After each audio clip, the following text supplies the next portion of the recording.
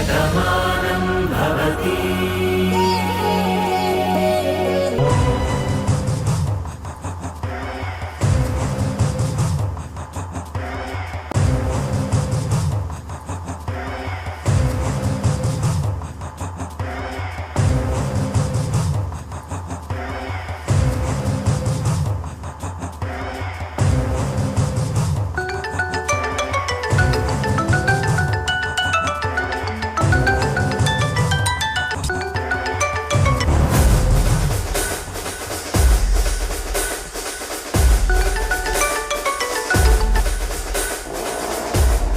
Hello Lakshmi,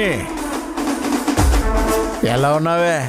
నీలాంటి వాణ్ణి కట్టుకున్నందుకు కన్నీళ్లు పెట్టుకునే బ్రతుకుతున్నాను. ఎన్నాళ్ళు నువ్వు అమాయకుడు అనుకున్నాను.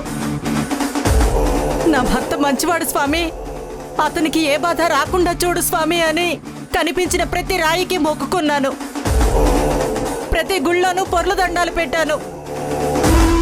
కానీ నువ్వు ఇంత దుర్మార్గుడు అని తెలియదు కదా, అందుకే ఇప్పుడు ఏడుస్తున్నాను. అంత మాటనికే లక్ష్మి. ఏ నేనేం చేసినా మన కుటుంబం కోసమే కదా చేశాను. నాకు పేరు వస్తే నీకు పేరు రాదా? నాకు పెత్తనం వస్తే నువ్వు ఊరు పెద్దవు కావా?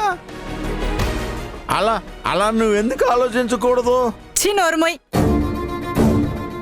ఊరిని చల్లగా కాపాడే కుటుంబం అది. వాళ్ల మీద పగని పెంచుకున్నావు. నిన్నెవరైనా మనిషి అంటారా? ఆ దేవుడు నిన్ను క్షమిస్తాడా? అలా మాట్లాడకే. ఇగో నిన్ను చూసి ఎన్ని రోజులైందే.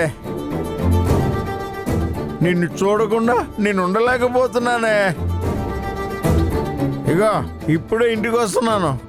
నిన్ను పలకరించి నీ చేత్తో ఒక ముద్ద తినాలని ఉందే.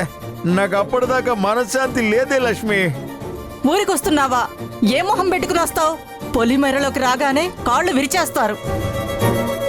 ఇంటి గుమ్మం ముందుకు రాకుండానే చంపి ఉప్పు పాత్ర వేస్తారు. సిగ్గు లేకుండా వస్తాడంట వస్తాడు. లక్ష్మి,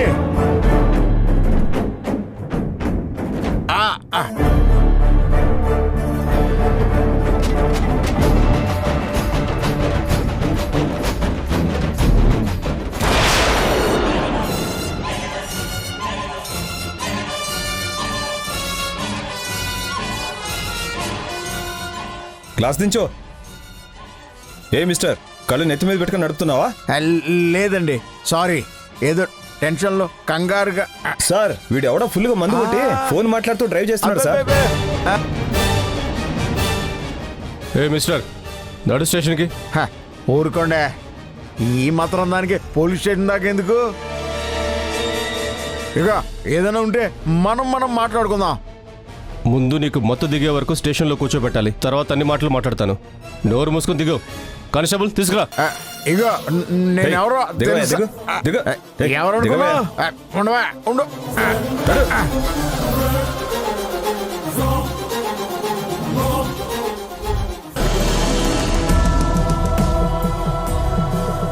ఎవరు చేసిన కర్మ వారనుభవించక ఎప్పుడైనా తప్పదన్నా. ఎవరు చేసిన కర్మ వారనుభవించక ఎప్పటికైనా తప్పదన్నా. అసలు సిసలు వడ్డీ ఫలితము అనుభవించక తప్పదన్నా.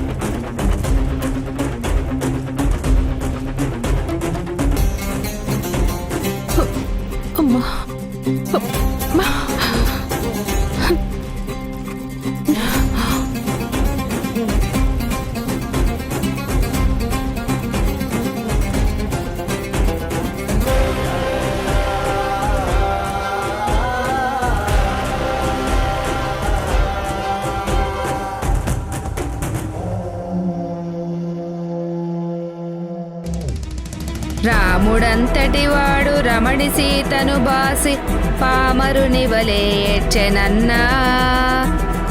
రాముడంతటి వాడు రమణి సీతను బాసి పామరుని వలె ఏడ్చెనన్నా.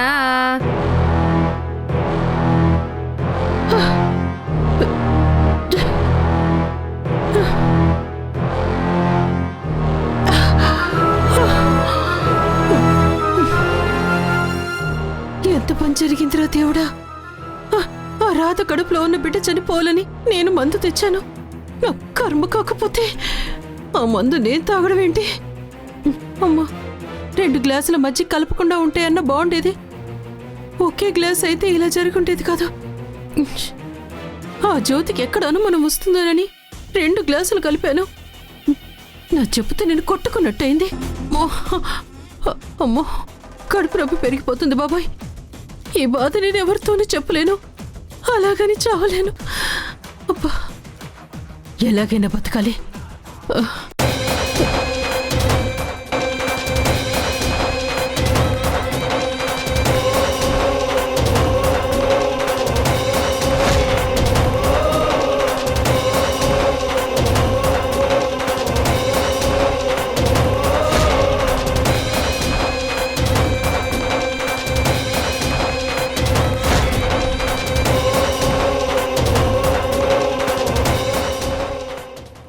అనుకున్నదొక్కటి అయినది ఒక్కటి, బోల్తా కొట్టిందిలే బుల్బుల్ పిట్ట, బోల్తా కొట్టిందిలే బుల్బుల్ పిట్ట.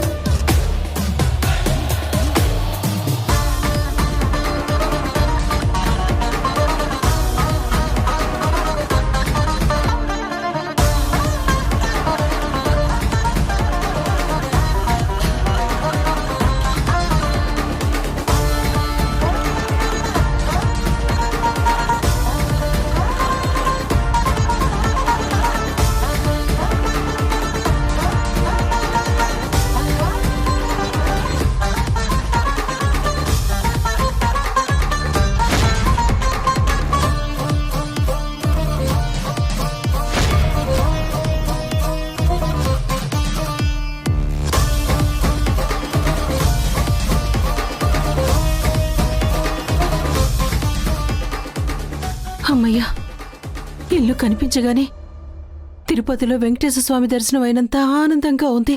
యాదమ్మా, నన్ను బతికించవే తల్లి.